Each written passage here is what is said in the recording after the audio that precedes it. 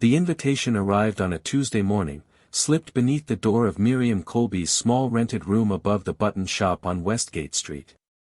She almost missed it. She had been kneeling on the floor, pins between her lips, hemming a widow's morning dress by candlelight because the landlord had raised the cost of oil again. The envelope landed without sound, cream-colored and thick, sealed with burgundy wax pressed into the shape of a rose. Miriam pulled the pin from her mouth and stared at it for a long moment before picking it up. The handwriting on the front was unmistakable. Looping. Theatrical. Every letter slightly too large, as though the writer believed the whole world was squinting to read her words. Miss Miriam Colby. Westgate Street. Bath. Her stepsister's hand. She broke the seal slowly. You are cordially invited to attend the wedding of Miss Constance Bellamy to His Grace, Aldrich Cavendermere, Duke of Cavendermere. Saturday, the 14th. The Assembly Rooms, Bath. Dress accordingly. Dress accordingly. Miriam read it twice. Then she set it on the floor beside the morning hem and sat very still. She had not spoken to Constance in 2 years. Not since the night Constance stood in the doorway of their late mother's house and told Miriam, with a smile like a closed door, that the property had been left entirely to her. That Miriam's mother, their shared mother, the woman who had sewn Miriam's name into every dress she owned, had apparently signed a new will 3 days before she died. Miriam had never believed it. She looked at the invitation again. Dress accordingly. There it was. Not kindness. Not reconciliation. Something sharper dressed in silk. She reached beneath her narrow bed and pulled out a small cedar box her mother had given her years before. Inside, beneath a folded handkerchief and a dried sprig of lavender, was a letter she had never shown anyone. She pressed her palm flat against it. Then she began to pack.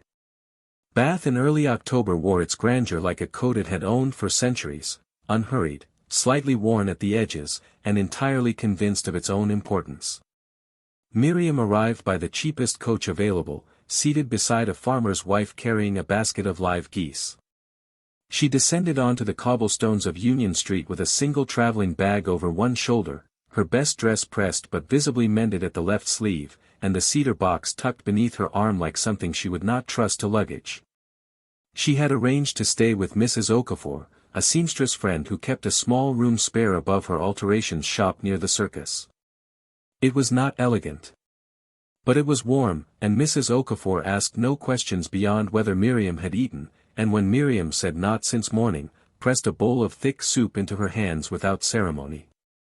You look like someone walking towards something they haven't decided about yet, Mrs. Okafor observed, settling across from her. I've been invited to my stepsister's wedding, Miriam said. Mrs. Okafor was quiet for a moment. And you came. I came. That was all either of them said about it. The following morning, Miriam walked to the assembly rooms to confirm the event was real. She told herself it was practical. She was not ready to examine the other reasons. The staff were already decorating. White roses by the cartload. Silk ribbon threaded through every iron railing. A florist argued with a footman about garlands near the entrance, and somewhere inside, someone was playing a pianoforte badly and repeatedly. Miriam stood across the street and watched. She had met the Duke of Cavendermere only once, 3 years prior, at a merchant's dinner she had attended as her mother's companion. He had been introduced briefly. She remembered him as reserved, not cold, but careful, as though he chose every word with the same precision one used for load-bearing walls. He had spoken to her mother with genuine attention. He had not looked through her the way men of his rank often looked through women like her mother. She had thought him decent. She wondered what he knew about Constance. Whether any part of him had chosen this match freely, or whether Constance had constructed the engagement the same way she constructed everything, methodically, convincingly, with the doors locked before anyone noticed. Back in Mrs. Okafor's room that evening, Miriam opened the cedar box. The letter inside was dated 4 years ago. Written in her mother's handwriting, but not her mother's signature. She had never been able to prove it. Until 3 weeks ago, when a solicitor's clerk in Bristol had sent her a single document she had not expected. She pressed both papers flat on the table side by side. She looked at them for a long time. Then she closed the box, folded her hands, and decided she would go to the wedding. The wedding morning arrived grey and self-important, the sky above Bath the colour of old pewter, clouds stacked low over the rooftops as though the weather too had received an invitation and chosen to attend in disapproval. Miriam dressed carefully. Not to impress. She had no illusions about what she owned.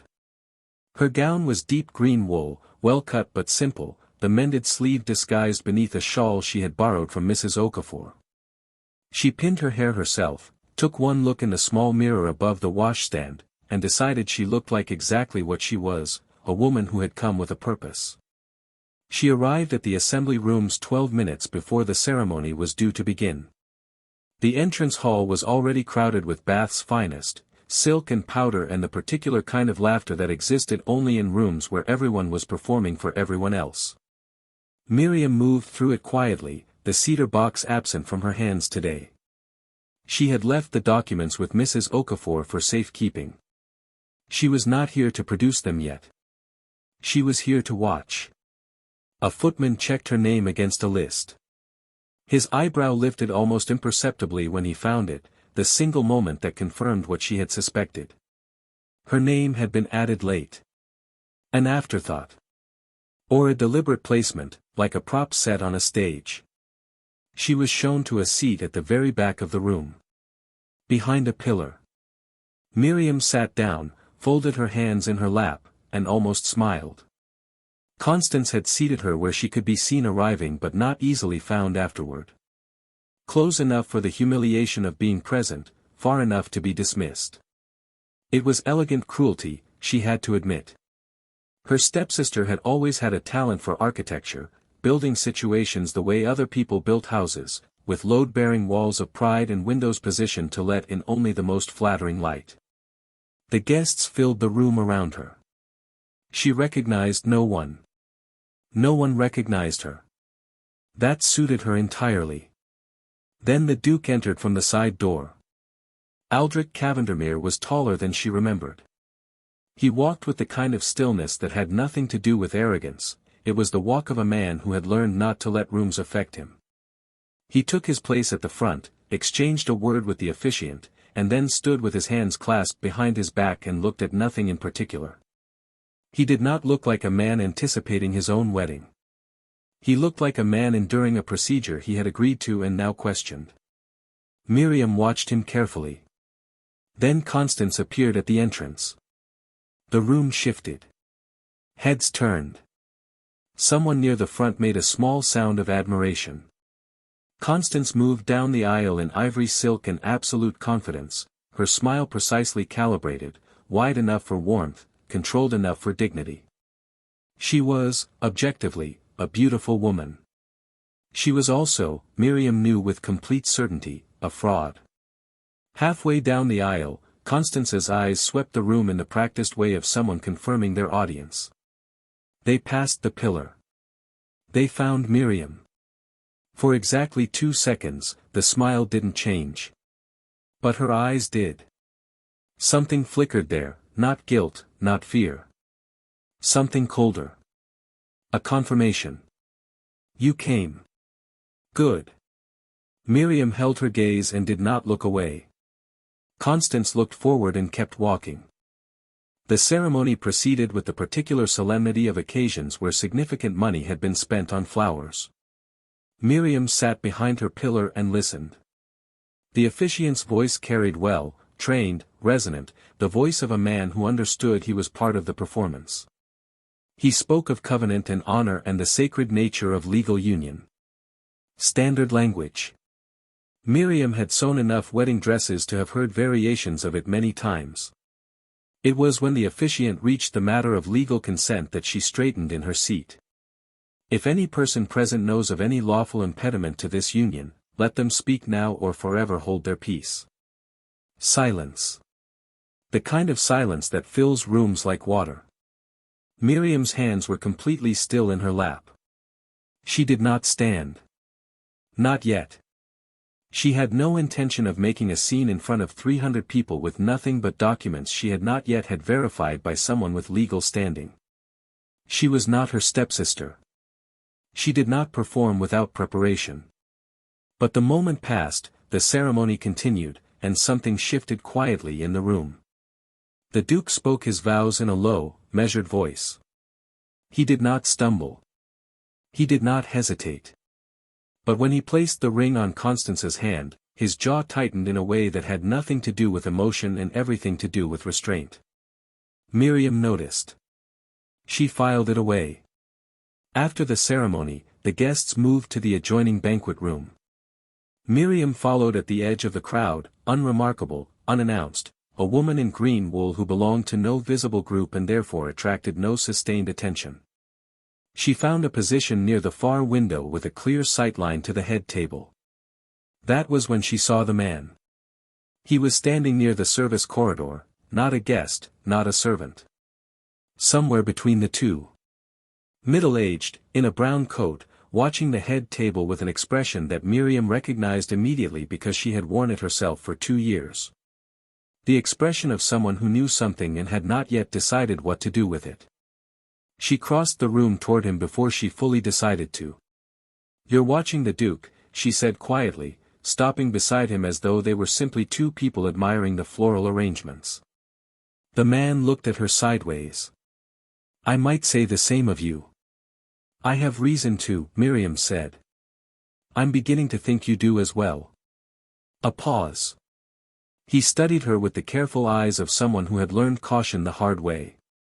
"My name is Miriam Colby," she said. "My mother was Agnes Bellamy before she remarried. Constance is my stepsister." Something moved across the man's face. Recognition. And behind it, relief, the particular relief of someone who had been carrying something alone for too long. "I was her mother's solicitor," he said, barely above a murmur. "The original one. Before I was dismissed." Miriam turned to look at him fully. "The will," she said. "The will," he confirmed. And that was when the truth began to surface. He reached slowly into his coat and produced a folded document, edges worn with age and handling. "I've been trying to find the right moment for 3 years," he said. "I believe, Miss Colby, that moment may have just arrived." His name was Mr. Clement O'Shea, and he had the careful bearing of a man who had once trusted the law completely and had spent 3 years rebuilding that trust from scratch, brick by cautious brick. They moved to a quieter alcove near the window, partially screened by an oversized arrangement of white roses that smelled aggressively of wealth. Around them, the wedding banquet hummed and glittered. Crystal clinked. Speeches were being prepared at the head table. Constance sat beside the Duke in ivory silk, speaking to a woman on her left with the animated warmth she deployed like a tool. The Duke sat beside her in silence. Miriam kept her voice low. "Tell me exactly what you know." Mr. O'Shea unfolded the document with the care of someone handling something irreplaceable. "Your mother came to me 4 years ago, 3 months before she died. She was alarmed. She had discovered that Constance had been in contact with a second solicitor. A man named Griggs, out of Bristol. Known for quiet work. The kind that doesn't appear in official records until it needs to." Miriam's chest tightened. Bristol. The same city where the clerk had found her mother's forged signature 3 weeks ago. "She asked me to draw up a protective declaration," Mr. O'Shea continued. "A witness statement affirming the terms of her existing will, that the estate was to be divided equally between herself and you. She signed it. I witnessed it. 2 others witnessed it. Then what happened?" "She died," he said simply. "And within a fortnight, a new will appeared. Executed, according to Griggs, 3 days before her death. Leaving everything to Constance exclusively." He paused. "Your mother could barely lift a pen in those final days. I visited her. I saw." Miriam said nothing for a moment. The noise of the banquet felt very far away. Why didn't you come forward sooner? Mr. O'Shea folded the document again slowly. I tried. Griggs had filed everything correctly on the surface. Without a direct comparison of signatures from the same period, I had nothing a court would accept over a properly filed document. And I had been dismissed from the case. Constance moved quickly on that front. He looked at her steadily. But 3 weeks ago, I received correspondence from a clerk in Bristol. He had found something in Griggs's old files. The original draft, Miriam said quietly. Mr. O'Shea stared at her. You know about it. He wrote to me as well. She held his gaze. I have my copy with me in Bath. My mother's true signature, dated a week before the forged will was supposedly signed. The handwriting deterioration alone is proof enough. One shows a dying woman's trembling hand. The other is written by someone in perfect health. The silence between them was the kind that arrives when two people realize they have been solving the same problem from opposite ends and have just met in the middle. There is one more thing, Mr. O'Shea said carefully. He glanced toward the head table. Toward the Duke. The betrothal contract between His Grace and Miss Bellamy. I have reason to believe it bears the seal of a man who died 8 months before it was supposedly signed. Miriam followed his gaze. The Duke had turned slightly in his seat. He was not watching his new wife. He was watching the room, slowly, methodically, with the expression of a man searching for something he could not name. His eyes found Miriam's across the distance. He did not look away immediately. Neither did she. It was Constance who broke it. She appeared at Miriam's elbow without warning, a skill she had perfected since childhood, the sudden arrival, the smile already in place before the other person had time to arrange their face. Miriam. She said it warmly. Publicly. The voice of a generous woman greeting a beloved sister. I'm so glad you came. She stepped neatly between Miriam and Mr. O'Shea, her back angled just enough to exclude him from the conversation without appearing to do so. Her eyes moved to him once, a single, flat assessment, before returning to Miriam. I see you found someone to talk to, Constance said pleasantly. Though I'm not sure how you know Mr. O'Shea. He has no business here today. We have a mutual acquaintance, Miriam said. Our mother. The warmth in Constance's expression didn't vanish. It simply thinned, like ice when the temperature begins to shift, still a surface, but no longer one you would trust with your weight. Come, Constance said, taking Miriam's arm with gentle, immovable pressure. Let me introduce you to some of my guests. It's the least I can do, you've come all this way. She steered Miriam firmly away from Mr. O'Shea, through the edge of the crowd, past knots of guests who glanced at Miriam's mended sleeve and looked away. Constance smiled at all of them as they passed, the gracious bride, the generous hostess. She stopped near the far wall, where the music covered conversation. The warmth left entirely. Whatever he told you, Constance said quietly, it won't matter. The will was properly filed. The betrothal was properly witnessed. I have a duke's name now, Miriam.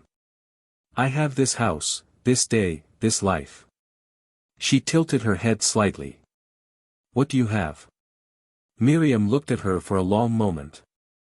A cedar box. Constance's chin lifted. Documents can be challenged. Solicitors can be discredited. You are a seamstress from a rented room on Westgate Street. No court in England will take your word over mine. You're right, Miriam said calmly. They won't take my word. She looked past Constance's shoulder. The Duke was crossing the room toward them. Not hurrying. That measured, deliberate walk. Beside him, somewhat surprisingly, was Mr. O'Shea, who had apparently not been as easily dismissed as Constance had intended, and who was speaking to the Duke in low, rapid sentences. The Duke's expression as he walked was very still and very focused. Constance turned. For the first time all day, Miriam watched her stepsister's composure crack, not shatter, not collapse, but crack, a hairline fracture running through the careful architecture of the day she had built piece by calculated piece. "Aldrich," she began. "Not here," the Duke said quietly. He looked at Constance with the eyes of a man who had suspected something for a long time and had just been handed the shape of it. Then he looked at Miriam. "Miss Colby. I'm told you have documents I need to see." "I do," Miriam said. "Then I would like to see them. Now." Constance stepped forward. "You cannot simply." "I am the Duke of Cavendermere," he said, without heat, without theatre. "And I have just been informed that my betrothal contract bears the seal of a dead man." He looked at his new wife with something that was not anger but was worse, disappointment stripped of all surprise. "I believe I can." The documents were reviewed that same afternoon in the Duke's private study, with Mr. O'Shea present, a King's Council summoned from across the city, and Constance notably absent. She had attempted to leave Bath by hired coach and had been quietly, legally, prevented. The forged will was overturned within the month. The estate passed to Miriam as her mother had always intended. The Duke's betrothal was formally dissolved on grounds of fraudulent contract. Griggs was disbarred. Constance faced a magistrate in November and did not smile once throughout the proceedings. Aldrich Cavendermere called on Miriam 3 times before Christmas, first about the estate paperwork, then about nothing in particular, then with snowdrops he carried himself and offered without explanation. She accepted them without asking for one. She had spent enough of her life waiting for people to say plainly what they meant. He was, she decided, worth a little patience. What would you have done in her place?